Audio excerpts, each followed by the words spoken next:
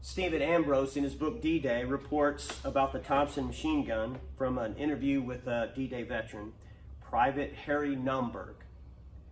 He waded ashore carrying his Thompson submachine gun high above his head. He had been issued a 30-round magazine for the Tommy gun, something new to him. He had always before carried a 20-round magazine like this one. He says, "Alas, no one had informed me that when filled with the 30 rounds of 45 caliber bullets, the magazine would get too heavy and therefore easily come loose and drop off. It therefore should never be loaded with more than 28 rounds." He continues, "Not knowing, I filled it all the way with the result that the magazine got lost in the water and I hit the beaches of France and stormed the fortress of Europe without a single shot in my gun." All right, so today we have the good old Thompson submachine gun. This was a submachine gun. It was capable of firing fully auto during the war. What strikes me first about this weapon is its weight. It comes in at right at 10.5 pounds, I believe, Brad? Unloaded. Unloaded, 10.5 pounds. It is a solid weapon. And it comes with a couple of different options. First of all, you can have the 20-round stick magazine. You can have a 30-round stick magazine or the drum magazine, which fired 50 rounds. Really, this is the bullet we're talking about coming out of the Thompson. It's a little bit different than that of the M1. It is not a 30-06, it's a 45 caliber. This is a 45 ACP. So this bullet was designed for this weapon. Would have been interchangeable with the 1911 pistols. Yes. That would have been issued to the soldiers as well. Would have been a sidearm for the soldiers. So all the ammunition for this and the 1911 would be interchangeable. That makes life a lot easier on the battlefield.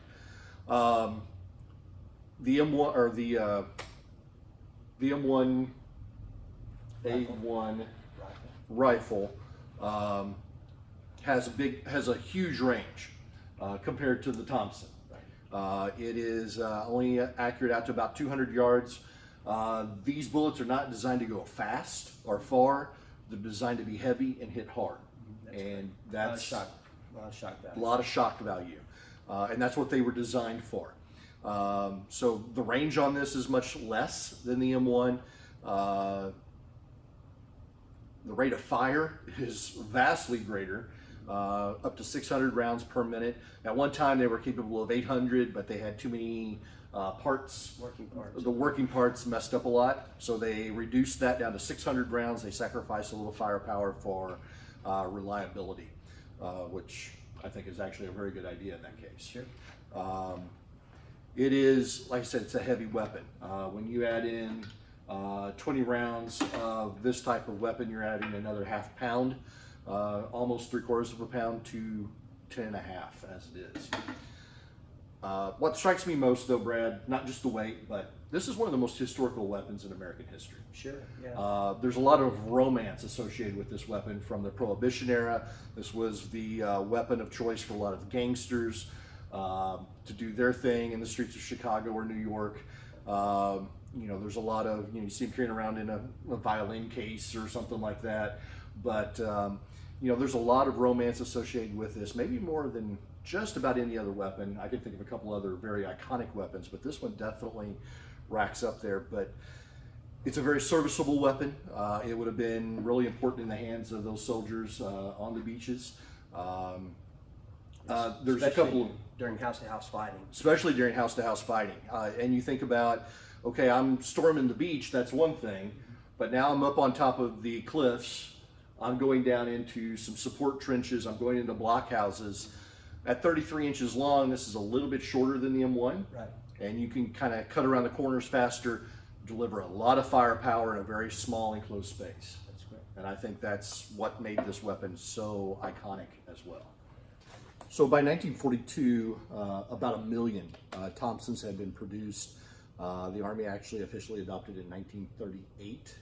And so 1 million had been produced by 42.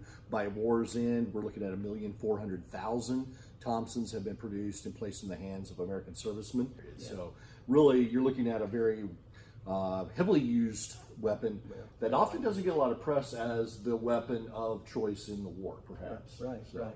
There was a number of variants. Of course, as time went on, they did things to help the performance of the gun. One of the things to point out is that they made these fins right here for cooling of the barrel. So if you're shooting fully automatic, these barrels get very hot, as do other barrels of other guns. And these little fins would have cooled the barrel, would have allowed the heat to escape and cool the barrel. Just as a comparison about the ammo for the two guns that we have just highlighted, the bullet on the left is 45 ACP for the Thompson submachine gun, and for the 1911 Colts that you see here, which would have been issued to officers and all the support staff, and also tankers and others. The bullet on the right is a 30 caliber that would have been used in the M1 Garand. And so you can see there's a big difference in the size of the two shells, the 45 being a much larger size. Thompson also built a 50-round magazine for the Thompson submachine gun, which was not used as a military application. It was primarily used in civilian, either law enforcement or those people who were against law enforcement, the gangsters, Bonnie and Clyde, and the gangs in the 1920s.